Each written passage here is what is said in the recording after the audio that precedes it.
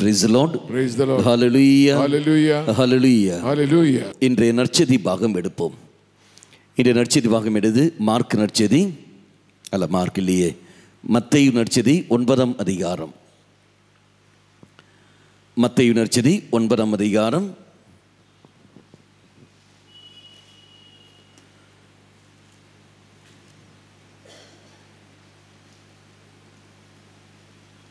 முப்பத்தி 35 முதல் 38 வரை உள்ள திருவாக்கியங்கள்.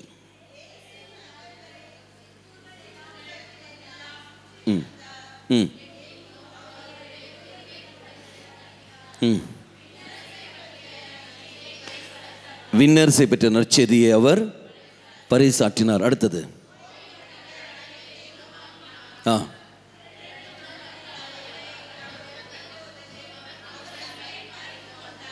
பரிவு கொண்டார். அடுத்தது அவர்கள் 1000 ஆடுகளைப் போல அலக்கழிக்கப்பட்டு சோர்ந்து காணப்பட்டார்கள். அடுத்தது நோக்கி குறைவு. அடுத்தது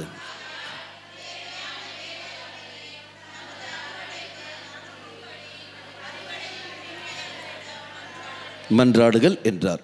நம்மளால் இந்த வார்த்தைகளை பல தடவை நாம் கேட்டும் இருக்கின்றோம், பல தடவை நாம் தியானித்தும் இருக்கின்றோம். அப்போ நம்ம சூழலுக்கு ஏற்றபடி நாம் சிந்திப்போம். 36வது வாக்கியம் மட்டும் படியுங்கள். 36வது வாக்கியம். அவர் கண்டபோது, திரண்டிருந்த மக்களை அவர் கண்டபோது அவர்கள் மீது அவர் என்ன கொண்டார்? பரிவு கொண்டார். அடுத்தது அவர்கள் 1000 ஆடுகளைப் போல அலக்கழிக்கப்பட்டனர். 1. அடுத்தது அவர்கள் சோர்ந்து காணப்பட்டார்கள். அன்பார்ந்தவர்களே, இந்த 3 காரியங்கள் நாம் பார்க்கின்றோம். திரண்டிருந்த மக்களை கண்டபொழுது இயேசு அந்த மக்கள் மீது என்ன செய்கின்றார்? பரிவு கொள்கின்றார். அந்த பரிவு ஆனது ஏன் 3 விதத்தில் நாம் பார்க்கிறோம், 3 நிலைகளில். 1, இவர்கள் 1000 ஆடுகளைப் போல் அலக்கழிக்கப்பட்டிருக்கின்றார்கள், ஆகவே நான் இந்த மக்கள் மேல் பரிவு கொள்கின்றேன். 2வது, இவர்கள் அலைக்கழிக்கப்பட்டிருக்கின்றார்கள், ஆகவே இந்த மக்கள் மீது நான் பரிவு கொள்கின்றேன். 3வது என்ன வருகிறது? இவர்கள் சோர்ந்து காணப்பட்டிருக்கிறார்கள், ஆகவே இந்த மக்கள் மீது நான் பரிவு கொள்கின்றேன். அப்போ 3 நிலைகள் நாம் பார்க்கின்றோம். இயேசு பரிவு கொள்ள காரணங்கள் இந்த 3 நிலைகள். என்ன காரணமாக இருக்கும்? என்ன காரணமாக இருக்கும்? பரிவு கொள்ள திரண்ட மக்கள். இந்த திரண்ட மக்கள் எதற்காக இருக்கிறார்கள்? பல தாகத்தோடு இருக்கின்றார்கள், விடுதலை வேண்டும். பல தரப்பட்ட மக்கள் இருக்கிறது நாம் உணர்கின்றோம். அதில் எப்பேற்பட்ட மக்கள் எல்லாம் இருக்கின்றார்கள்? இயேசுவை தேடி எப்பேற்பட்ட மக்கள் வருகிறார்கள். இயேசு எப்பேற்பட்ட மக்களுக்கு தன்னுடைய இறை வார்த்தையை அவர் அறிவிக்கின்றார். இது நாம் புரிந்து கொள்ள வேண்டும் என்றால் மிக சுலபமாக நாம் கண்டுபிடிக்க முடியும். லூக்கா நற்செய்தி 4ஆம் அதிகாரம். இந்த பேச்சு அப்படி வைத்துக் கொள்ளுங்கள். எடுத்து படிங்கள். லூக்கா நற்செய்தி 4ஆம் அதிகாரம். 4ஆம் அதிகாரம் 18 முதல் உள்ள திருவாக்கியங்கள். ஆண்டவருடைய ஆவி என் மேல் உள்ளது, ஏனெனில் அவர் எனக்கு செய்துள்ளார். அடுத்தது நாம் பார்க்கின்றோம். 1, ஏழைகளுக்கு நற்செய்தி அறிவிக்கவும். அடுத்தது 2வது, சிறைப்பட்டோர் விடுதலை அடைவதற்கு. அடுத்தது 3வது, பார்வையற்றோர் பார்வை பெறுவது. 4வது, ஒடுக்கப்பட்டோருக்கு விடுதலை வாழ்வு அழிப்பது. அடுத்தது அருந்தரும் ஆண்டினை அறிக்கிறது. அப்போ இங்கே 5 விதமான மக்களை நான் பார்க்கின்றோம். அப்போ இயேசு சினகோகில் செல்கிற போது அந்த சினகோகில் இப்பேற்பட்ட மக்கள் இருந்திருக்கிறார்கள். ஏழைகள் இருக்கின்றார்கள். பணத்தில் மட்டும் ஏழை அல்ல, மாறாக கருத்து அடிப்படையிலும் அதே மாதிரி உறவுகள் அடிப்படையிலும் ஏழையாக இருக்கின்றவர்கள். எங்களுக்கு யாரும் இல்லையே, அதிகாரம் இல்லை, அங்கீகாரம் இல்லை, உரிமை இழந்தவர்கள், இப்பேற்பட்ட மக்கள் அங்கு இருப்பதை பார்க்கின்றோம். ஏழைகளாக இருக்கிறவர்கள். அப்போ அந்த ஏழைகளுக்கு தெய்வம் நற்செய்தி அறிவிக்கின்றார். அப்போ இயேசுவை தேடி வருகிறவர்களும் இயேசு தேடி போகிற மக்கள் எப்பேற்பட்ட மக்கள்? இப்பேற்பட்ட ஏழைகள் அங்கு இருப்பதை நாம் பார்க்கின்றோம். அப்போ பலதரப்பட்ட ஏழைகள் நாம் பார்க்கின்றோம். அடுத்து என்ன வருகிறது? ஏழையர்கள். அடுத்தது சிறைப்பட்டோர். இனி எதில் சிறைப்பட்டவர்கள்? எதில் சிறைப்பட்டவர்களாக இருக்கின்றார்கள்? பாவத்திற்கு நம்ம பார்க்கின்றோம். பாவத்திற்கு அடிமையாக இருக்கின்றவர்கள், பாவத்திற்கு சிறையில் இருக்கிறவர்கள். சிறையில் இருக்கிறவர்கள் என்று சொல்கிற சமயத்தில் அவனாக தவறு செய்து உள்ளே போயிருக்கலாம், அல்லது மற்றவர்கள் மேல் அவன் குற்றம் படுத்துக்கிட்டு அவனும் போயிருக்கலாம். அதே மாதிரி பாவத்தில் இருக்கிற நான் மற்றவர்கள் வழியாக நான் பாவத்துக்கு ஆளாயிருக்கலாம், அல்லது என்னுடைய பலவீனத்தின் காரணமாக நான் பாவத்தாக இருக்கலாம். என்னை இந்த சிறையிலிருந்து யார் விடுவிக்க முடியும்? எனக்காக ஒரு ஆள் வாதாட வேண்டும். எனக்காக ஒரு ஆள் வாதாட வேண்டும், ஒரு வக்கீல் எனக்கு வேண்டும். அப்போது தெய்வம் அங்கே வருகின்றார். சிறையில் இருக்கிறவனை விடுவிப்பதற்காக. அவன் நல்லவன் தான், அவள் நல்லவன் தான், அவனுக்கு விட்டு கொடுங்கள். உதாரணம் வேண்டுமென்றால் சாத்தான் நம்மேல் உரிமை எடுத்துக்கொள்ளும். நாம் பாவம் செய்கிறோம் என்றால் சாத்தான் நம்மேல் உரிமை எடுத்துக்கொள்ளும். நமக்கு எல்லோருக்கும் தெரியும் இல்லையா? சக்கரியா புஸ்தகம் 3ஆம் அதிகாரம் எடுத்து பாருங்கள். சக்கரியா புஸ்தகம் 3ஆம் அதிகாரம் 1-2 திருவாக்கியங்கள். சக்கரியா புஸ்தகம் 3ஆம் அதிகாரம் 1-2 திருவாக்கியங்கள் காட்டினார். அடுத்தது, அவர் ஆண்டவரின் தூதரின் முன்னிலையில் நின்று கொண்டிருந்தார். அடுத்தது, அவர் மேல் குற்றம் சாட்டுவதற்காக அவரது வலப்பக்கத்தில் யார் நின்று கொண்டிருக்கின்றான்? சாத்தான் நின்று கொண்டிருக்கின்றான். அப்போ சாத்தான் உரிமை எடுத்துக்கொள்வான். இந்த யோசுவா நான் சொல்லுவதான் செய்தான் ஒழிய தெய்வமாக இருக்கிற நீ சொன்னதை அவன் செய்யவில்லை. அப்போ இவன் எனக்கு உரியவன், இவன் எனக்கு தான் உரியவன் என்று தெய்வ சன்னதியில் இருந்து கொண்டு அவன் என்ன செய்கின்றான்? இவன் உரிமை எடுத்துக்கொள்கின்றான். அப்படி உரிமை எடுத்துக்கொள்கிற சமயத்தில் அவனுக்காக வாதாட வேண்டும். தெய்வம் என்ன செய்கின்றார்? சாத்தானை கண்டிக்கின்றார். நீ போ என்று சொல்லிக்கொண்டு யோசுவாவுடைய அழுக்கு உடைய அதெல்லாம் கலைந்து அவனுக்கு புதிய ஆடை கொடுக்கிறார்கள். அவனை மீண்டும் கொண்டு வருகிறார்கள். தெய்வம் சில வார்த்தை சாத்தானை பார்த்து, நீ அடுப்பில் இருக்கப்பட்ட அந்த கொல்லியாக இருக்கிற நீ போ வெளியே சொல்லி கொண்டிருக்கிறார். அப்படின்னா நம்முடைய வாழ்க்கையில் நாம் பார்க்குற சமயத்தில் எனக்காக சிறையில் இருக்கிற நான், பல திண்மைகளுக்கும் பல பாவங்களுக்கும் அடிமையில் இருக்கிற நான், என்னை விடுவிக்க, இந்த அடிமையத்திலிருந்து என்னை விடுவிக்க எனக்கு ஒரு நபர் வேண்டும், எனக்கு ஒரு ஆள் வேண்டும், எனக்கு ஒரு வக்கீல் வேண்டும். யார் வருகின்றார்? தெய்வம். அப்போ அப்பேற்பட்ட மக்கள் அங்கே இருக்கின்றார்கள். இந்த பாவ சிறையிலிருந்து என்னை விடுவிப்பவர் யார்? யார் என்னை விடுவிக்க முடியும்? தெய்வமே, நீ இன்றி வேறு யாரும் இல்லையே. அப்போ என்னை யார் விடுவிக்க முடியும் என்று அப்பேற்பட்ட மக்களும் இருக்கிறார்கள். அப்பேற்பட்ட சிறையில் விடுவிக்க இதா தெய்வம் அந்த மக்களின் தேடி அவர் வருகின்றார். அப்போ சிறையில் உள்ளவர்களும் பல தரப்பட்ட சிறையில் இருப்பவர்களும் அங்கு வருகிறார்கள். இனி மூன்றாவது எப்பேற்பட்ட மக்கள் இருக்கிறார்கள்? பார்வையற்றர். பார்வையற்றவன் சொல்லும்போது என்ன அர்த்தம்? பார்வையற்றல் நமக்கு எல்லோருக்கும் தெரியுமே, நன்மை தீமை அறிய முடியாத மக்கள். நன்மை தீமை எத்தனையோ நன்மைகள் நம்முடைய குடும்பத்தில் செய்கிறார்கள். கணவன் மனைவிக்கு எத்தனையோ நன்மைகள் செய்கின்றார். அதே மாதிரி மனைவி கணவனுக்கு எத்தனையோ நன்மைகள் செய்கிறார்கள். நன்மைகளால் புரிந்து கொள்ள முடிகிறதா? அறிந்து கொள்ள முடிகிறதா? முடியவில்லையே.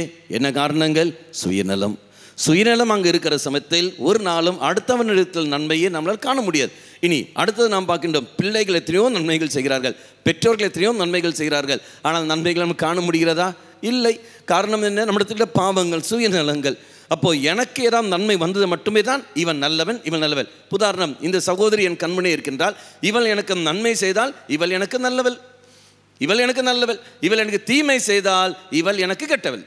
அவ்வளோதான் நான் பார்க்கின்றேன். இவள் எனக்கு கெட்டவள். இவள் எவ்வளோதான் இருந்தாலும் சரி, என்னதான் உதவிகள் பலருக்கும் செய்தாலும் சரி, இந்த சமுதாயத்துக்கே என்ன செய்தாலும் சரி, எனக்கு செய்யாத வரைக்கும் இவள் எனக்கு கெட்டவள். எது நான் சொன்னேன்? காரணம், நான் கேட்டு பார்த்தேன், எனக்கு எதுவும் கிடைக்கவில்லை, எனக்கு அந்த நன்மை எதுவும் வரவில்லை. அதனால இவள் என்னை பொறுத்த வரைக்கும் இவள் கெட்டவள். அப்படி என்றால் இந்த சிந்தனை சரியா?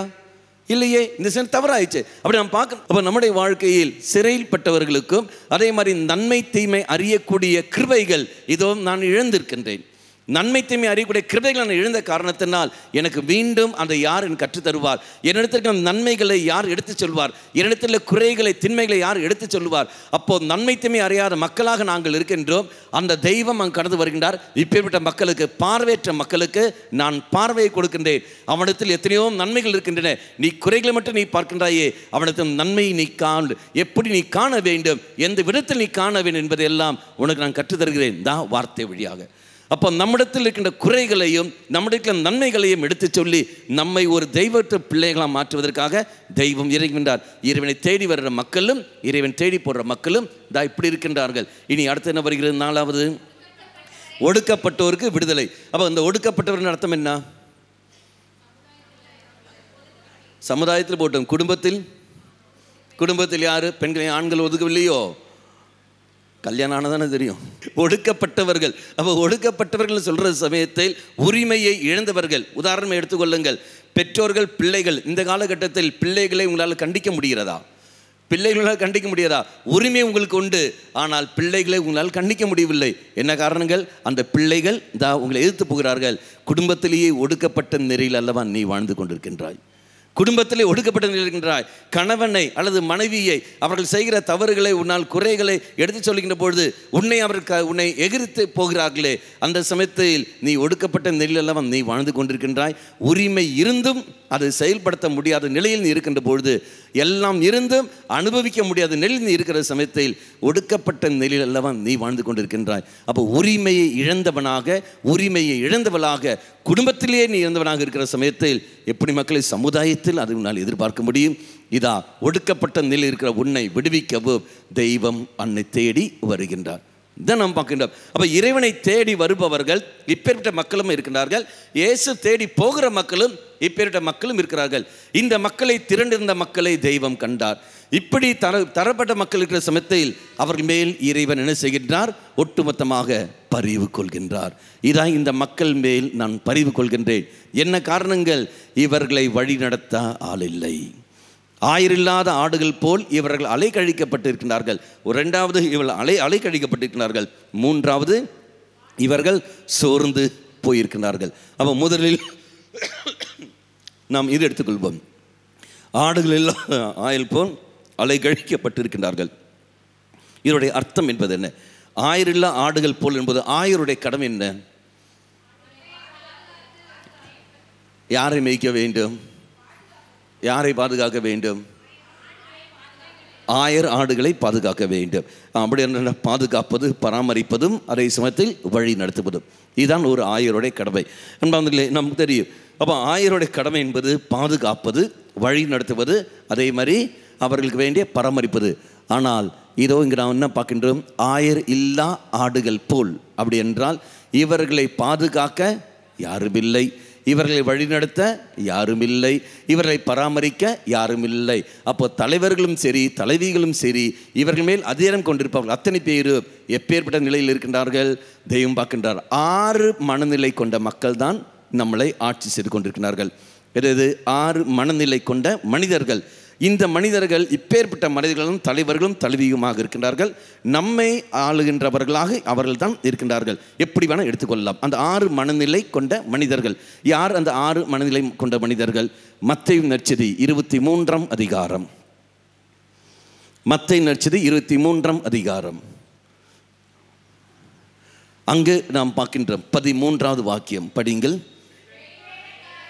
ஃபர்ஸ்ட் என்ன வருகிறது? வெளிவேடக்காரரே. அப்படி என்றால் நம்மை வழி நடத்துகின்ற தலைவர்களும் தலைவிகளும் எப்பேற்பட்ட மக்களாக இருக்கின்றார்கள்? வெளிவேடமற்றவராக இருக்கிறார்கள். வெளிவேடக்காரனாக இருக்கின்றால் அது யாராக விட்டால், ஆன்மீகத்திலேயும் இருக்கட்டும், குடும்பத்திலேயும் இருக்கட்டும், சமூகத்திலையும் இருக்கட்டும், எந்த இடத்திலும் இருக்கட்டும், வெளிவேடம். வெளிவேடம் என்றால் அர்த்தம் என்ன?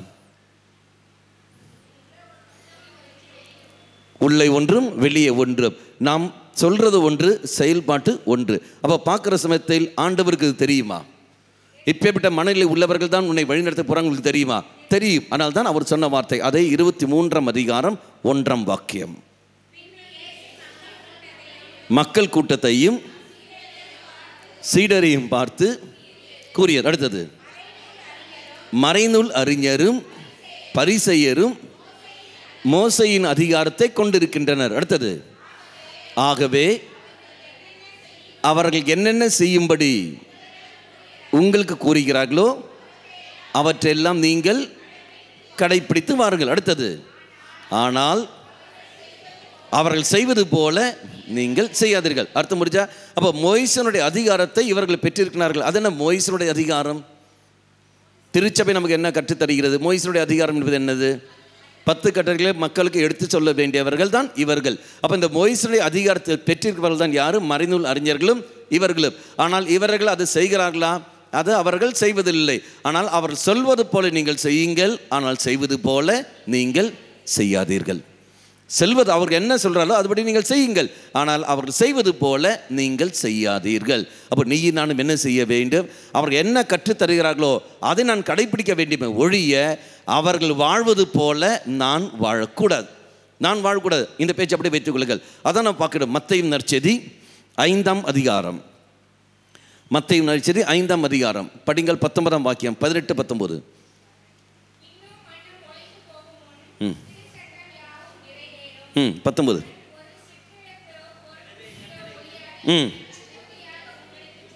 ஒரு சொல்கிற அடுத்தது, எனவே இந்த கட்டளைகளில் ஒன்றையேனும் மீறி கற்பிக்கின்றவர் கருதப்படுவார். அடுத்தது, கற்பிக்கிறவரோ சரி பெரியவர். நீ அடுத்த வார்த்தை தொடர்ந்து, அடுத்த வார்த்தை மறைநூறு அறிஞர் பரிசேர் ஆகியோரை நெறியை விட உங்கள் நெறி சிறந்து விளங்கட்டும். அப்போ மறைநூறு அறிஞர் பரிசேயர் ஆகிய நெறியை விட உங்கள் நெறி சிறந்து விளங்கட்டும் அப்படின்னு அர்த்தம் என்ன? அவர்களை விட நீங்கள் உங்கள் நெறி சிறந்திருக்கட்டும். அவர்கள் சொல்லுவார்கள், ஆனால் செய்ய மாட்டார்கள். அரசியல் தலைவர்கள் நமக்கு நன்மை தான் சொல்வார்கள் ஒழிய ஒரு நாளும் கெடுதல் செய்ய மாட்டார்கள். அவருடைய பிரசங்கம் சரி, அவருடைய பேச்சுக்களும் சரி, அரசியல் பேச்சு எல்லாமே சரி, மக்களுக்கு விடுதலை வேண்டும், அவருடைய உரிமை இழந்திருக்கிறார்கள், அந்த உரிமை வேண்டும், அந்த உரிமை நாம் திருப்பி கொடுக்க வேண்டும், நல்ல ஒரு வாழ்க்கை சமுதாயத்தில் நாம் இருக்க வேண்டும், எல்லா பிரச்சனையும் நாம் விடுதலை பெற வேண்டும். ஆகவே மக்கள் நீங்கள் ஒன்று திரண்டுங்கள், இப்படி செய்யுங்கள், அப்படி செய்யுங்கள், எல்லா பிரச்சனைக்கும் தீர்வு அவர்கள் தருகிறார்கள், என்ன செய்யணும் சொல்கிறார்கள். ஆனால் சொல்றார்களே ஒழிய செயல்பாட்டில் வருகிறதா? இல்லையே. அரசியல்வாதிகளை விட தொண்டர்களே உங்கள் நெறி சிறந்திருங்கட்டும். அருட்தந்தையர்கள், அருட்கன்னியர்கள், தெய்வத்தை நீங்கள் தெய்வத்தை நீங்கள் ஆராதிக்க வேண்டும், இப்படியெல்லாம் செய்ய வேண்டும், இப்படியெல்லாம் வணங்க வேண்டும், இறைவார்த்தை நீங்கள் படிக்க வேண்டும், இந்த காரியங்கள் நீங்கள் செய்ய வேண்டும், ஜெபிக்க வேண்டும், கண்ணீரோடு இருக்க வேண்டும், நீங்கள் பாவசங்கரம் செய்ய வேண்டும் எல்லாம் சொல்வார்கள். ஆனால் செய்கிறார்களா? இல்லையே. அன்பு மக்களே, இறை மக்களே, அருத்தந்தை அருக்கன்னியர்களை விட உங்கள் நெறி சிறந்திருக்கட்டும். பெற்றோர்கள் சொல்லுவார்கள் பிள்ளைகளிடத்தில், எடா நீ குடிக்காத, எடா நீ சத்தம் போடாத, எடா நீ கீழ்ப்பணிந்து நட, எடா நீ இப்படி போ, எடா நீ அப்படி போ என்று பெற்றோர்கள் பிள்ளைகளுக்கு நன்மைகளை கற்றுக் கொடுக்கிறார்கள். ஆனால் பெற்றோர்கள் சொல்றார்கள் ஒழிய செய்கிறார்களா? இல்லையே. பிள்ளைகளே உங்கள் நெறிகள் பெற்றோர்களை விட சிறந்திருக்கட்டும். ஆசிரியர் பெருமக்கள், எடா நீ படிடா படிடா படிடா என்று எல்லாம் பயங்கரமாக கற்றுக் கொடுத்து கொண்டிருப்பார்கள். ஆனால் கற்றுக் கொடுக்க வேண்டியவர்களே ஏடாகூடமாக போகுகிறார்கள் என்றால், அப்போ மாணவ மாணவிகளே உங்கள் நெறிகள் அவர்களை விட சிறந்திருக்கட்டும். அவர்கள் விட சென்ற அவன் ஒழுங்கா, இவன் ஒழுங்கா, அவன் ஒழுங்கா, இவன் ஒழுங்கான்னு சொன்னபோது உனக்கு மேல்மாடி இல்லை என்று அர்த்தம். அவனை இவனை நீ பார்க்காத, நீ யாரை பார்க்க வேண்டும்? தெய்வத்தை மட்டுமே. ஆனால் தான் வார்த்தை கூறுகிறது. எடுத்து படிங்கள். எங்கே வாசிக்கிறோம்? அப்படியே தொடர்ந்து 23ஆம் அதிகாரம் அப்படியே தொடர்ந்து படிங்கள். 4ஆம் வாக்கியத்திலிருந்து படிங்கள். அப்படியே தொடர்ந்து அப்படி படி. 4, 5, 6, 7 வைக்கிறார்கள். அடுத்தது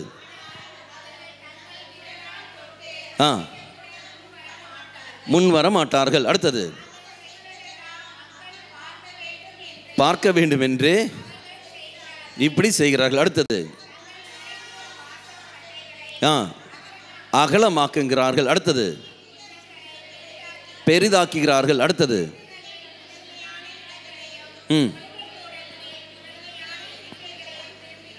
விரும்புகிறார்கள். அடுத்தது சந்தை வேலைகளில் மக்கள் தங்களுக்கு வணக்கம் செலுத்த வேண்டும் என்று விரும்புகிறார்கள். அடுத்தது ஆனால் ரபி என்றும் அழைப்பதை நீங்கள் விரும்புகிறார்கள், ஆனால் நீங்கள் அப்படி அழைக்க வேண்டாம். அடுத்தது உங்களுக்கு போதகர் ஒருவரே. அடுத்தது நீங்கள் யாரும் சகோதர சகோதரிகள், உங்களை யாரையும் தந்தை என்று அழைக்க வேண்டாம், உங்களுக்கு இருப்பவர் யாரு? ஒருவரே. அப்போ இதனுடைய அர்த்தம் என்பது என்ன? நீங்கள் யாரையும் பார்க்காதீர்கள். ஆசிரியரை நீ பார்க்காதே, அரசியல்வாதியை பார்க்காதே, அவனை அருத்தந்தையை நீ பார்க்காதே, அருக்கண்ணியை நீ பார்க்காதே, எந்த ஒரு மகளை நீ பார்க்காதே. யாரை நீ பார்த்துக்கொள்? தெய்வத்தை இயேசுவை மட்டுமே நீ பார்த்துக்கொள். ஒரு மனிதன் இந்த உலகத்தில் எப்படி வாழ வேண்டும் என்பதையும், மனித நேயத்தோடு மனித மாண்போடு எப்படி வாழ வேண்டும் என்பதையும் தெய்வம் இங்க வாழ்ந்து காட்டியிருக்கின்றார். அது வேறு யாரும் இல்லை, வரலாற்றில் வாழ்ந்த இயேசு கிறிஸ்து 100% இருக்கின்ற இயேசு கிறிஸ்து. அந்த இயேசு கிறிஸ்துவை போலவே நீ வாழு. வேறு எவனையும் எவளையும் நீ பார்த்திருக்கிறோமா? இல்லையே. அவரை இயேசுவை மட்டும் பார்க்குவதில்லை, மற்ற எல்லோரையும் பார்த்து கொண்டு அவன் ஒழுங்கா, இவன் ஒழுங்கா, இவன் ஒழுங்கா, இவன் ஒழுங்கா பார்க்குற சொல்லும்போது இறைவன் சொல்கிற வார்த்தை என்னது? உங்கள் நெறி அவனை விட சிறந்திருக்கட்டும். உங்களை யாரும் தந்தை என்று அழைக்காதீர்கள், நீங்கள் அத்தனை பேரும் ஏமாற்றிக் கொண்டு இருக்கிறீர்கள். வெளிவேடக்காரனாக நீங்கள் மாறிக்கொண்டிருக்கிறீர்கள். அரசியல்வாதி, நீ வெளிவேடம் போடுகின்றாய். அருத்தந்தையே, நீ வெளிவேடம் போட்டுக் கொண்டிருக்கின்றாய். அருக்கண்ணியே, நீ வெளிவேடம் போட்டுக் கொண்டிருக்கின்றாய். பெற்றோர்களை, நீங்கள் வெளிவேடம் போட்டுக் கொண்டிருக்கிறீர்கள். ஆசிரியர் பெருமக்களை, நீங்கள் வெளிவேடம் போட்டுக் கொண்டிருக்கிறீர்கள். பிள்ளைகளை, நீ வெளிவேடம் போட்டுக் கொண்டிருக்கின்றாய். பெற்ற பிள்ளைகளை அதே சமயத்தில் ஓரோ மகனும் மகளும் இந்த உலகத்தில் உண்மையானது அல்ல, மாறாக வெளிமேடம் அல்லவா நீ வாழ்ந்து கொண்டிருக்கின்றாய். ஏன் இப்படி நீ வாழ்கின்றாய்? ஏமாற்று. அப்ப என்னை வழி நடத்துகிறவர், என் மேல் அதிகாரம் கொண்டிருக்கிறவர்கள், நான் தேர்ந்தெடுத்த ஓரோ மகனும் மகளும் எப்படி இருக்கிறார்கள் என்றால், இந்த மாதிரி வெளிவேடம் உள்ள மகனாக இருக்கிற சமயத்தில் என்னை வழிநடத்த யாரும் இல்லை. தெய்வம் பார்க்கின்றார். என் மேல் பரிவு கொண்டு செல்ற வார்த்தை, இவன் இவள் ஆயிரில்லா ஆடுகள் போல் இருக்கின்றாளே, எங்கு போக வேண்டும் தெரியாமல் இருக்கின்றானே. அப்போ நான் என்ன செய்ய வேண்டும்? என் பார்வை நான் எங்கே செலுத்த வேண்டும்? எந்த நெருக்கடி வந்தாலும் சரி, எந்த சூழலில் நான் பார்வை யாருக்கு செல்ல வேண்டும்? இயேசு மீது என் பார்வையை. Praise the Lord. Hallelujah, hallelujah. உன் பார்வை இயேசு மீது இருக்கட்டும். வேற எங்கேயும் பார்க்க. உதாரணம் எடுத்து படிங்கள். எபிரேய திருமுகம் 13ஆம் அதிகாரம் 1-2 12.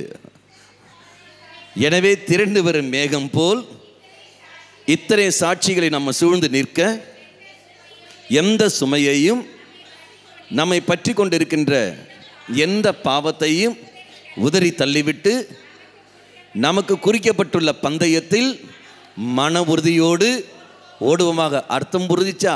திரண்டு வரும் மேகம் போல் இத்தனை சாட்சிகள் நம்மை சூழ்ந்திருக்க என்றால் யார் அந்த சாட்சிகள்? நம்மளா? ஸ்தோத்திரம்.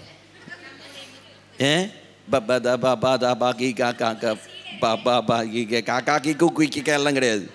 நம்முடைய புனிதர்கள் புனிதைகள், புனிதர்கள் புனிதைகள், உங்களுடைய புனிதர்கள் புனிதைகள். எடுத்துக்கொள்ளுங்கள். புனித அந்தோனியாரை நினைவுகொள்.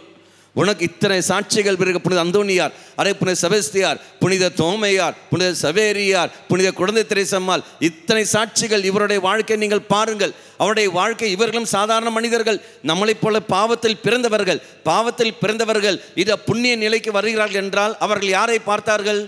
மனிதர்களை பார்த்தார்களா? அல்ல, அல்ல. யாரை பார்த்தார்கள்? இயேசுவை பார்த்தார்கள். வேற எங்கேயும் பார்க்கவில்லை. அதன் அடுத்த வார்த்தை அப்படியே படிங்கள், தொடர்ந்து அப்படியே படிங்கள். அதை நிறைவு செய்பவருமான இயேசு மீது உங்கள் கண்களை பதிய வையுங்கள்.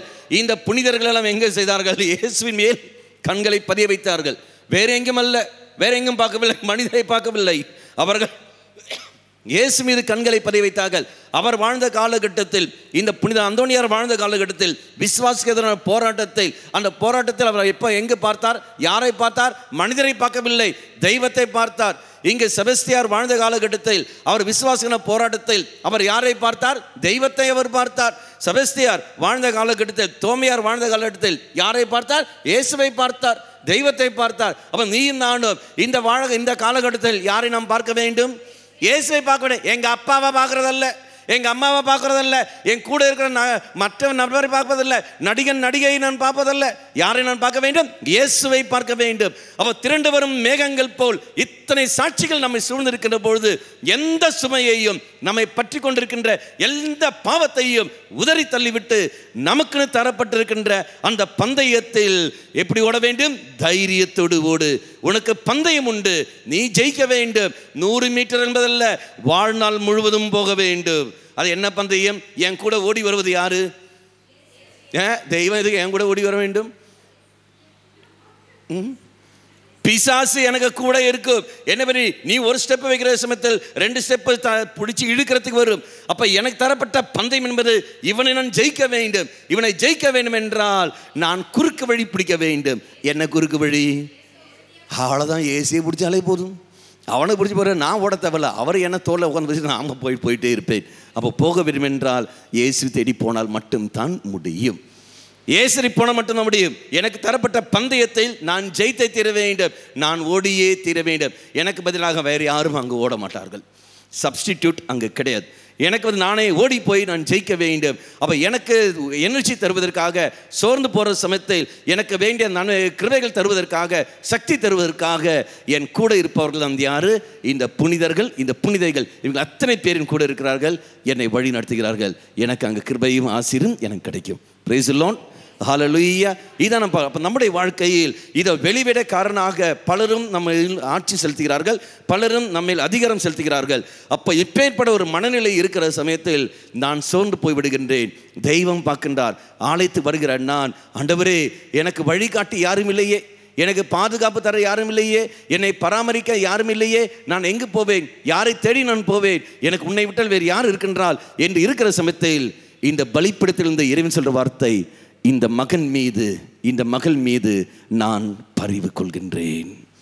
இந்த மகன் மீது, இந்த மகள் மீது நான் பரிவு கொள்கின்றேன். அப்படி என்றால் நான் உடைந்திருக்கின்றேன், ஏமாற்றப்பட்டிருக்கின்றேன், காயப்பட்டிருக்கின்றேன், வழிநடத்த ஆள் இல்லாமல் இருக்கின்றேன். அப்படி இருக்கிற சமயத்தில் தெய்வம் மட்டுமே தான் எனக்கு துணை என்று நாம் நிற்கிற பொழுது அந்த தெய்வம் நம்மை பார்த்த வார்த்தை, உன்மேல் நான் பரிவு கொள்கின்றேன், வா என் அருகில், வா என் அருகில். பரவி தந்த தெய்வம் ஒருபோதும் என்னை கைவிட மாட்டார், என்னை அவர் ஏற்றுக்கொள்வார். பண்பாந்தங்களே, உன்னுடைய பார்வை எங்கே இருக்க வேண்டும் என்றால் இயேசு மீது இருக்க வேண்டும். Praise the Lord. Hallelujah, hallelujah, hallelujah. இனி இரண்டாவது நாம் பார்க்கின்றோம், அதை மத்தேயு நற்செய்தி 23ஆம் அதிகாரத்தில் இரண்டாவது மனநிலை கொண்ட மனிதர்கள் யார்? அவர்கள் குருட்டு வழிகாட்டிகளே, இல்லையா? அந்த 23ஆம் அதிகாரமே தெய்வம் சாடுவதை பார்க்கணும். 6 விதமாக தெய்வம் சாடுவதை நாம் பார்க்கின்றோம். அதில் 1 எனது வெளிவிடக்காரன், குருட்டு வழிகாட்டிகளே, அதுக்கப்புறம் குருட்டு மடையரே, அப்புறம் குருடரே, அதுக்கப்புறம் வெள்ளை அடித்த குழிமாடங்களே, அதுக்கப்புறம் கடைசி என்ன வருது? விரியன் பாம்பு குட்டிகளே. நீங்கள் படிச்சு பாருங்க, அப்படியே நீங்கள் அப்படி வரும். அப்போ 2வது நாம் பார்க்குறது என்ன வருகிறது? குருட்டு வழிகாட்டிகளே. அப்போ எனக்கு இங்கே தெய்வம் சொல்ல வார்த்தை, இதோ எனக்கு வழிகாட்டி யாரும் இல்லை, இவன் ஆயிரில்லா ஆடுகள் போல் இருக்கின்றான். என்ன காரணங்கள்? இவனை வழி நடத்துகிறவர்கள் அத்தனை பேரும் குருட்டு வழிகாட்டிகள். அப்படின்ற அர்த்தம் என்ன? குருட்டு என்றால் அர்த்தம் என்ன? பார்வை இல்லாத ஒரு மகன், ஒரு மகள். இனி வழிகாட்டின்னு சொல்வது என்ன அர்த்தம்? பார்வை இல்லாதவனுக்கு யார் வழிகாட்ட முடியும்? பார்வை உள்ளவன் தான் வழிகாட்ட முடியும். வழிகாட்டுவனுக்கே பார்வை இல்லை என்றால் 2 பேர் எங்கு போவார்கள்? அவ்வளோதான், போயிச்சா? அப்போ அன்பாந்தர்களே, என்னை வழிநடத்த வேண்டிய, நானே பார்வை இல்லாத மகனாக மகளாக இருக்கின்றேன். அப்போ என்னை வழிநடத்த வேண்டியவன் பார்வை உள்ளவனாக இருக்க வேண்டும், இல்லை உள்ளவளாக இருக்க வேண்டும். ஆனால் அது இல்லை, அதுக்கு பதிலாக குருட்டு வழிகாட்டியாக இருக்கிற சமயத்தில் அவன் பின்னாடி நாம் போனால் எனக்கு புத்தி இருக்கா? அப்போ யாருடைய தப்பு? நமக்கு தெரியும், இவன் ஏமாற்றுகிறான் என்று தெரியும், இவன் பித்தலாட்டம் ஆட்டுகிறான் தெரியும், இவன் இப்படி பைசாவை பின்னாடி போகிறோம் தெரியும், இவன் இப்படி பாவ வாழ்க்கை வாழ்கிறோம் தெரியும். தெரிந்தே நீ நான் என்ன செய்கிறோம்? அப்பேற்பட்ட மகனை, அப்பேற்பட்ட மகளை நாம் தேர்ந்தெடுக்கின்றோம். உன்னை யார் தேர்ந்தெடுக்க சொன்னது? உதாரணம், திருமணம் எடுத்துக்கொள்ளுங்கள், கல்யாண வாழ்க்கை எடுத்துக்கொள்ளுங்கள். கல்யாணத்துக்கு முன்னாடி இங்கே ஓலை எழுதுவார்கள். ஓலை எழுதுகிற பழக்கம் இருக்கா? இங்கேயும் இருக்கா? எத்தனை ஓலை? 3 ஓலை. அது ஏன் 3 ஓலை? ஒன்று காணாமல் போயிடுச்சுன்னா எடுக்கிறது, 3ஆக வாசிப்பீங்க. சந்தோஷம். இதனுடைய அர்த்தம் என்ன? பாபா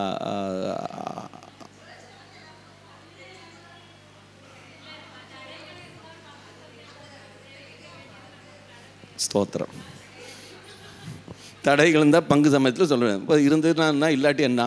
கல்யாணம் நடக்க தானே போகுது, தடை இருந்தால் அப்படி ஓரம் வச்சுன்னு போக சாமி, யாரும் வேணான்னா. இதில் நீங்கள் செய்கிறீர்கள். அந்த ஓலை ஏதுகிற சமயத்தில் இங்கே இருக்கிறவர்கள் எங்கள் ஓலை வாசி தான் கல்யாணம் நடந்துன்னு சொன்னோம். கைத்துங்க பார்ப்போம். ஓலை வாசித்து தான் எங்கள் திருமணம் நடந்தது என்று சொல்லுற மட்டும் கையை தூக்கு. ஓலை வாசிக்காமலே வா. இத்தனை பேர், வெரி குட், சந்தோஷம். அதில் ஒரு 10-15 கேள்விகள் ஞாபகம் இருக்கா? சாதாரணமாக நாங்கள் ப்ராக்ளமேஷன் தியானத்தில் இதை நாங்கள் எடுத்து சொல்லுவோம். கொஞ்சம் விரிவாக அதில் நாங்கள் பார்ப்போம். அப்போ நான் அது இப்போ இங்கே வருவதில்லை, சும்மா லேசாக லைட்டாக அப்படி தட்டி விட்றேன். ஒரு 2-3 கிலோமீட்டர் லைட் அப்படி தட்டி விட்றேன். அதில் கேள்வி கேட்க வரும் என்னவென்று, நீ திருமணம் செய்ய போகின்றாயே இந்த மகன் அல்லது இந்த மகள், இவனை பற்றி இவளை பற்றி உனக்கு தெரியுமா? என்ன பதில் நீங்கள் போட்டிருப்பீர்கள்? தெரியாதுண்ணா. தெரியாது நீங்கள் போட்டீங்கன்னா அடுத்த நிமிஷம் அடுத்த கேள்விக்கு போவாங்களா? கல்யாணம் நடக்குமா? கல்யாணம் நடக்காது, ஆடு மாடு தான் நடந்து கொண்டு இருக்கும். நீங்கள் என்ன போட்டிருப்பீர்கள்? தெரியும். இந்த அம்மா அமைதியாக உட்காந்துருப்பாங்க. இந்த பிள்ளைக்கு ஒன்றும் தெரியாது. அவன் அப்படியே உட்காந்துறான். எப்போ அது பார்த்துருக்கு, இவன் வந்து பெண்ணு பார்க்க வர சமயத்தில் பொண்ணு பிடிச்சி போச்சுடா, பிடிச்சி போச்சு. எதிர் மட்டும் சொச்சி பச்சின்னுவான். ஏடா சொச்சி பச்சி இல்லடா, பிள்ளைய பிடிச்சிருக்கடா, பிடிச்சி போச்சு. சரி, இவளுக்கு ஒன்று, இவர் அமைதியாக அப்படி உட்காந்துருப்பாள். பின்னாடி ஒரு சவுண்டு வரும், சொல்லுடி தெரியணும், சொல்லுடி தெரியணும், சொல்லுடி. தெரியும் ஃபாதர். இந்த தெரியும்னோட அர்த்தம் என்ன? கத்தோலிக்க திருச்சபை சொல்லித்தர அர்த்தம் என்ன?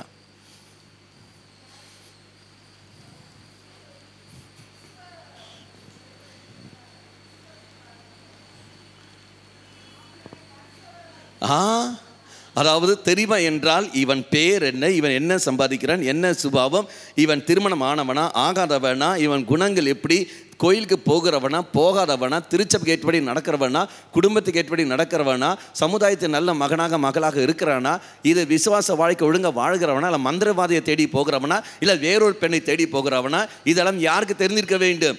திருமணம் ஆக போகிற பெண் உனக்கு அந்த பையனை பற்றி தெரிந்திருக்க வேண்டும். அதே மாதிரி பையனுக்கு அந்த பிள்ளை பற்றி தெரிந்திருக்க வேண்டும். இதுதான் தெரியும். இதெல்லாம் கல்யாணம் முடிச்ச பிறகு சாமி அடிக்கிறான், சாமி குடிக்கிறான், சாமி அடிக்கிறான், சாமி விட்டு போகிறான், சாமி சொன்னால் தெய்வம் பொறுப்பெடுப்பாரா?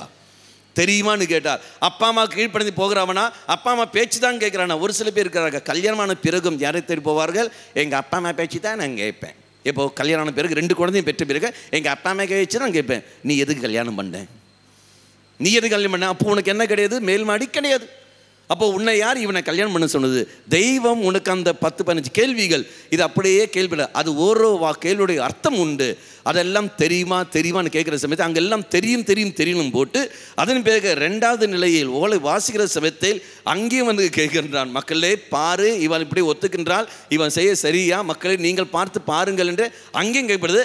3வது வாய்ப்பும் கொடுக்கப்படுகிறது. எந்த இடத்தில்? தாலி கட்டுறதுக்கு முன்னாடி, எடி சம்மதமா, எடா சம்மதமா கேட்கல, சம்மதம், ஒரு பிரச்சனை இல்லை.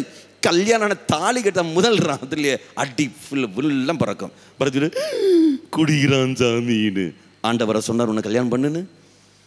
அப்போ எந்த அளவுக்கு போர்கள்? அப்போ நீ குருட்டு வழிகாட்டியாக இருக்கிறவர்கள் என்றால், அவனே பார்வையற்ற நபர் இருக்கின்றான், அவன் பின்னாடி நீ ஏன் போற? தெரியாது என்றால் தெரியாது நீ சொல்ல வேண்டும். ஆனால் தானே பக்குவம் வயசு கேட்கப்படுகிறது. அந்த வயசு என்பது உடல் பக்குவம் இல்லையே, மனப்பக்குவம் இருக்கான்னு கேட்கப்படுகிறது. ஆனால் உனக்கு அந்த மனப்பக்குவம் இல்லை என்றால் நீ ஏன் கல்யாணத்துக்கு சம்மதம் தெரிவிக்கின்றாய்? இதான் மக்களை திருச்சபை நமக்கு கற்றுத் தருவது. அப்படி என்றால் இன்று நாம் புரிந்து கொள்ளாமல், நாம் இதெல்லாம் புரிந்து கொண்டு நான் கல்யாணம் ஏற்றுக்கொண்ட பிறகு எனக்கு வழிகாட்டிய என் கணவன் இல்லை, அவன் நான் எப்படி போவேன், நான் மனைவி ஆகிவிட்டனே. அதான ஒரு பழஞ்சொல் ஒன்று இருக்கு, என்னது, கல்லானாலும் என்ன, அதை அப்படியே மாற்றி தமாஷா சொல்கிறாங்களே, என்ன, கல்லானாலும் புருஷன் ஃபுல்லான என்னமோ அப்படி சொல்லுவாங்களே, ஃபுல்லான, அதான் அது பழைய நம்ம தமாஷா சொல்லி கொண்டு இருப்பாங்களே. அப்போ பின்னாடி நீ போகிறன்ற யாருடைய தப்பு? யாருடைய? தெய்வத்தோட தப்பு இல்லையே. அப்போ குருட்டு வழிகாட்டிகள் அப்படி சொல்லும்போது பெற்றோருக்கு தெரியும், இதான் இவன் குடிகாரன் என்று பெற்றோருக்கு தெரியும். திருமணம் செய்ய போகிற அந்த மகளுக்கும் தெரியும், இவன் குடிகாரன், இவனால் ஒழுங்காக வழிகாட்ட முடியாது என்று. வழிகாட்ட முடியாதுன்னு தெரிந்த பிறகும் மறுபடியும் அவன் கையை நீ பிடிக்கின்றாய், அவள் கையை பிடித்து கொண்டு அவன் பின்னாடி நீ போய் கொண்டிருக்கிற என்றால் அது யாருடைய தப்பு? காதலர்கள். இதான் இவன் ஏமாற்றுகின்றான். இந்த வயதில் வர பெண்களுடன் அவன் தொடர்பு வைத்துக் கொண்டிருக்கின்றான். எங்களுக்கு எல்லாம் தெரியும். தெரிந்து என்ன செய்கிறார்கள்? நான் இவனைத்தான் கல்யாணம் செய்வேன், இவளைத்தான் கல்யாணம் செய்வேன். பிறகு சொல்ற வார்த்தை, நான் அவனை மாற்றி விடுவேன், நான் அவளை மாற்றி விடுவேன். எங்க மாற்ற முடியும்?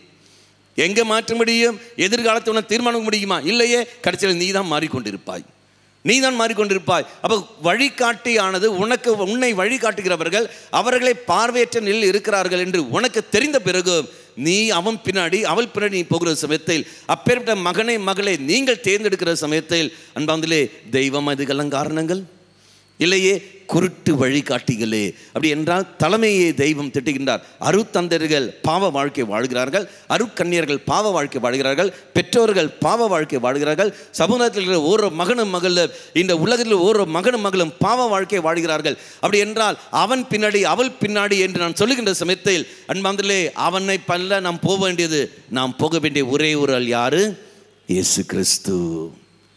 இயேசு கிறிஸ்துவை நீ பின்பற்று, அவருடைய வார்த்தையை எடுத்து நீ பின்பற்று.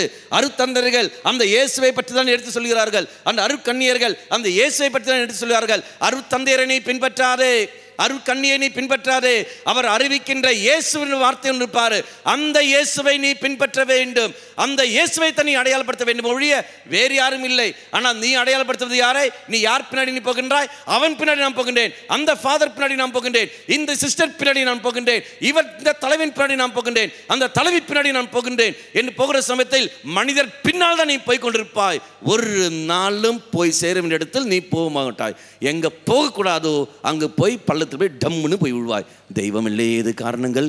இறைவன் பார்க்கின்றார், குருட்டு வழிகாட்டிகளே, இப்படிப்பட்ட தலைமை உள்ள நீ, இதா உன்மேல் நான் பரிவு கொள்கின்றேன். வழிகாட்டி, உனக்கு வழிகாட்டி பார்வையில்லாத நபராக இருக்கின்றான், தெரிந்தே அவன் பின்னாடி நீ போகிற என்றால் இறைவன் உன்மேல் பரிவு கொள்கின்றார். புத்தி இருந்தும் நீ இப்படி இருக்கின்றாயே. அதான் சொல்வார்கள், பாதி பேர் அறிவில்லாய், அதனால அறிவில்லாத முட்டாள்கள், மீதி பாதி பேர் அறிவு உள்ள முட்டாள்கள். அப்படி என்றால் 100 பேரும் எப்படி முட்டாள்கள்? நீயும் நானும் யாரும் முட்டாள்? நமக்கு அறிவு உள்ள முட்டாள், இது அறிவில்லாத முட்டாள், ரெண்டும் முட்டாள். பிறகு எப்படி இருக்க வேண்டும்? நீயும் நானும் தெய்வத்தை தேடி போக வேண்டும். Praise the Lord. Hallelujah, hallelujah, hallelujah. 3வது எடுத்துக்கொள்ளுங்கள், எனது குருட்டு மடையரே. குருட்டு மடையர்ன்னு சொன்ன அர்த்தம் என்ன? மடையர் என்று நாம் யாரை சொல்லுவோம்? மேல் மாடி காலி உள்ளவர்களை.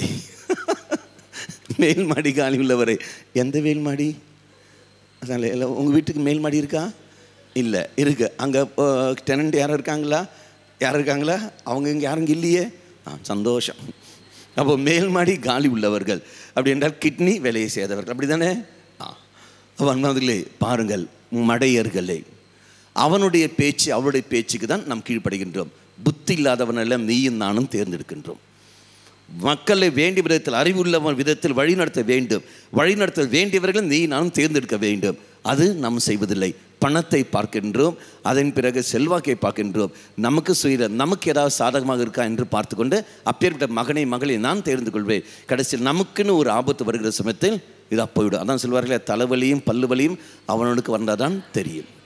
சுயநலம் இருக்கிற சமயத்தில் ஒரு நாளும் அது தெரியவே தெரியாது. ஒரு நாளும் அது தெரியாது. அந்த வந்து சிந்தித்து பாருங்கள். மடையர்கள் என்று சொல்கிற சமயத்தில் யாரெல்லாம் இருக்கிறார்கள்? நம்முடைய குடும்பத்திலே இருக்கின்றார்கள், சமுதாயத்திலும் இருக்கின்றார்கள், அரசியலிலும் இருக்கின்றார்கள், இதா ஆன்மீக வாழ்க்கையிலும் அப்படி இருக்கின்றார்கள், ஆலயத்திலும் இருக்கின்றார்கள். அப்பேற்பட்ட மடையர்கள் பின்னாடி அல்லவா நீங்களும் நானும் போய்கொண்டிருக்கின்றோம். நமக்கே தெரியுமே, இவளுடைய பேச்சு அறிவில்லாத பேச்சாக இருக்கின்றதே, சம்மதமில்லாத பேச்சாக இருக்கின்றதே, இது உண்மை இல்லையே, விசுவாசத்துக்கு எதிரான பேச்சாக இருக்கின்றதே. அப்படி இருந்த போதிலும் நீங்களும் நானும் என்ன செய்கின்றோம்? அந்த பேச்சை தான் ஏற்றுக்கொள்கின்றோம். இங்கிருந்து தெய்வம் சொல்கின்றார், மக்களே மன்னித்து விடு. கேட்கின்றோமா? பைபிளில் உதாரணம் உண்டா? எடுத்து படிங்கள். எங்கே வாசிக்கின்றோம்? 1 தீமோத்தேயு 4ஆம் அதிகாரம் 3 முதலுள்ள திருவாக்கியங்கள்.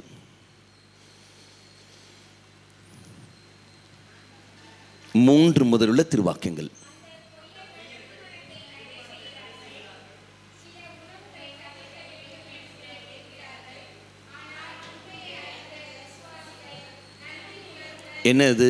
1 தீமோத்தேயு 4ஆம் அதிகாரம் 3ஆம் வாக்கியம். அதென்ன? நீங்கள் கரெக்டாக படிக்கிறீங்க. இப்போ என்ன படிக்கிறீங்க? 2 தீமோத்தேயு 4ஆம் அதிகாரம் 3ஆம் வாக்கியம். சும்மா ஒரு காலம் வரும், மக்கள் நலம் தரும் போதனையை தாங்க மாட்டார்கள்.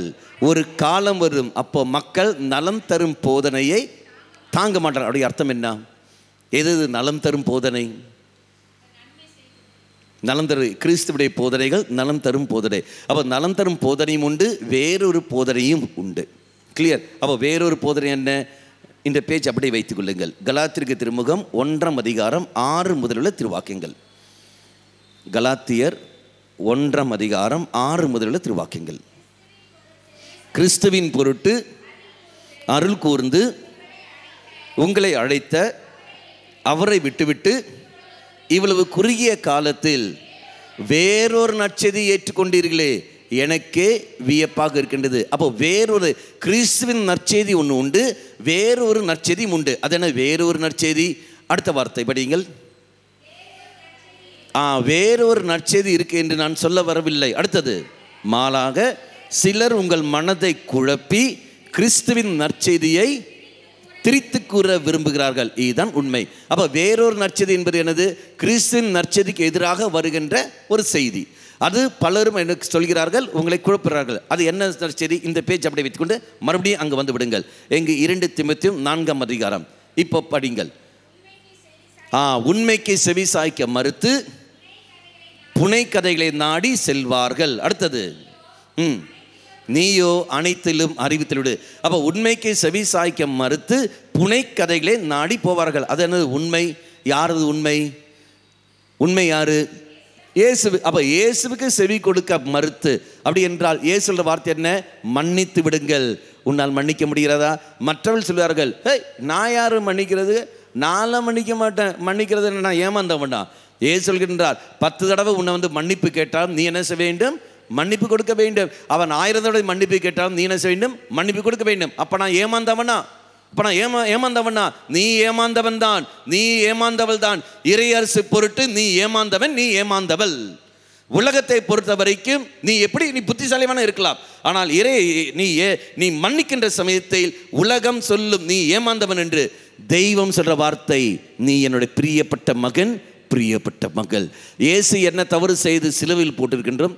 எந்த தவறும் செய்யவில்லையே, ஆனால் அது நியாயமாக இருந்தது, அது நீதியாக இருந்தது ஒழிய நியாயமாக இல்லை. நான் எந்த தவறும் செய்யவில்லை, நான் ஏன் போய் மன்னிப்பு கேட்க வேண்டும்? நான் மன்னிப்பு கேட்க தேவையில்லையே.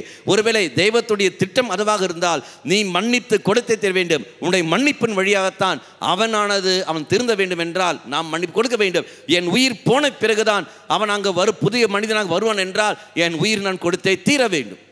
நான் கொடுத்த தீர வேண்டும். இறை திட்டத்துக்கு நான் கீழ்ப்படிந்து போக வேண்டும் ஒழிய மனித திட்டத்துக்கு ஏற்றபடி அல்ல. கிறிஸ்துவ வாழ்க்கை நஞ்சா முஞ்சா வாழ்க்கை அல்ல. வெட்டு 1 துண்டு 2, இதுதான் கிறிஸ்துவ வாழ்க்கை. இதுதான் கிறிஸ்துவ வாழ்க்கை. அது உலகத்துக்கு ஏற்ற ஒரு வாழ்க்கை என்பதல்ல, மாறாக உலக கருத்துக்களுக்கு எதிரான ஒரு வாழ்க்கை. இதை நாம் பார்க்கின்றோம். தந்தைக்கு எதிராக மகனும், மகனுக்கு ஏற்ற மாதிரி மாமனியர்களும் தெய்வம் என்ன செய்கிறார்? வாள் கொண்டு வருகின்றார். அப்படி என்றால் என்ன அர்த்தம்? இறைவனுடைய கடுமையான தீர்ப்பு என்று சொல்ற சமயத்தில் அது என்ன? அது எதிர்க்கான வார்த்தை, நான் காம்ப்ரமைசிங் ஆட்டிடியூட். சமரசமாகாமல் ஒரு நிலை. எந்த ஒரு காரணத்தை போலும் நீ சமரசமாகக்கூடாது. தெய்வத்துக்கு என்றால் தெய்வத்துக்கு மட்டுமே தான் அது சொந்தமாக இருக்க வேண்டும் ஒழிய வேறு எதுவும் இல்லை. அப்படி என்றால் என்னுடைய வாழ்க்கையானது இறைவனை மட்டுமே மையப்படுத்தி இருக்க வேண்டும். குருட்டு மடையர்கள் அங்கு இருக்கின்றார்கள். அவருடைய வார்த்தை அறிவற்ற பேச்சுக்கு அவர் பின்னாடி நான் போகின்றேன். நான் மன்னிக்க வேண்டும் சொல்ற சமயத்தில் அந்த மடையர்கள் சொல்ற வார்த்தை என்ன? நீ மன்னிக்க கூடாது, நீ கோபப்படு, நீ சண்டை போடு, நீ எதிர்த்து பேசு, அப்பதான் நீ உலகம் உன்னை ஏற்றுக்கொள்ளும். இல்லை என்றால் உலகம் உன்னை ஏற்றுக்கொள்ளாது. நீ வாழ பிறக்க வேண்டும் என்றால் நீ வாழ வேண்டும், நீ இப்படி செய்ய வேண்டும் என்று பலரும் தான் சொல்லிக் கொடுக்கிறார்கள். அந்த மடையர்கள் சொல்ற வார்த்தையை ஏற்றுக்கொண்டு இந்த உலகத்தில் நான் வாழ்கின்றேன். தெய்வம் சொல்ற வார்த்தைக்கு எதிராகவே நான் செயல்பட்டு போய் கொண்டிருக்கின்றேன். அப்படி என்றால் குருட்டு மடையரே, குருட்டு மடையரே. இப்பேற்பட்ட மடையர்களை பேச்சல்லவா நீயும் நானும் கேட்டுக்கொண்டிருக்கின்றோம். அப்படி கேட்கிற காரணத்தினால் எதிர்பார்க்கிற நன்மைகள் எனக்கு கிடைக்கிறதா? எதிர்பார்க்கிற அந்த விடுதலை சௌக்கியங்கள் எனக்கு கிடைக்கிறதா? இல்லை, ஏமாந்து கொண்டிருக்கின்றேன். மீண்டும் மீண்டும் காயப்பட்டு கொண்டிருக்கின்றேன். அந்த காயப்பட்ட உள்ளத்துடன் வந்து நிற்கிற சமயத்தில் தெய்வம் சொல்ற வார்த்தை, இந்த மக்கள் மேல் நான் பரிவு கொள்கின்றேன். Praise the Lord. Hallelujah, hallelujah. நாம் எழுந்து நிற்போம். கண்களை மூடிக்கொள்வோம்.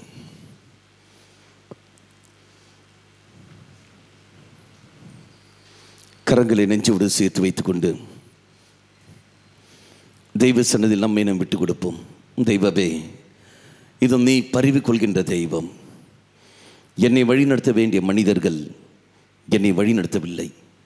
நான் யார் பின்னாடி போக வேண்டுமோ அவர் பின்னாலும் நான் போகவில்லை. யாருடைய பேச்சுக்கு நான் கீழ்ப்படிய வேண்டுமோ அவருடைய பேச்சுக்கையும் நான் கீழ்ப்படியவில்லை. இயேசுவே, என் மேல் இரக்கம் கொள்ளும். இது ஒன்றும் தெரியாத போல் இருக்கின்றேன். என்ன செய்வேன் என்பது அறியாமல் நான் இருக்கின்றேன். எந்த பக்கம் திரும்ப வேண்டும் என்று கூட தெரியாமல் இருக்கின்றேன். நீ என் மேல் பரிவு கொண்டு இதோ இந்த பலிப்பிடத்தில் அப்பவடிலும் ரசவடிலும் நீ கடந்து வருகின்ற பொழுது எனக்கு வெளிப்படுத்தி தாரும் ஆண்டவரே. இந்த நேரம் முழுவதுமே நான் பாதத்தில் விட்டு தருகின்றேன். இயேசுவே, என் மேல் இரக்கம் வையும். நான் சொல்லித்தர ஜெபத்தை அனைவரும் சேர்ந்து உரத்த குரலில் இவ்வாறு ஜெபிங்கள். ஹல்லேலூயா, ஹல்லேலூயா, ஹல்லேலூயா. இயேசுவே, இயேசுவே, இரக்கமுள்ள தெய்வமே, இரக்கமுள்ள தெய்வமே, எங்களை வழி நடத்துகிற நல்ல தெய்வமே, நாங்கள் உம்மையே பின் செல்ல கிருபையை தாரும். இயேசுவே, இந்த உலகத்திற்கும் உலக போக்கிற்கும் நாங்கள் அடிமை ஆகாமல் இருக்க நீர் தாமே எங்களுக்கு உதவி புரிந்தருளும். ஹல்லேலூயா, ஹல்லேலூயா, ஹல்லேலூயா.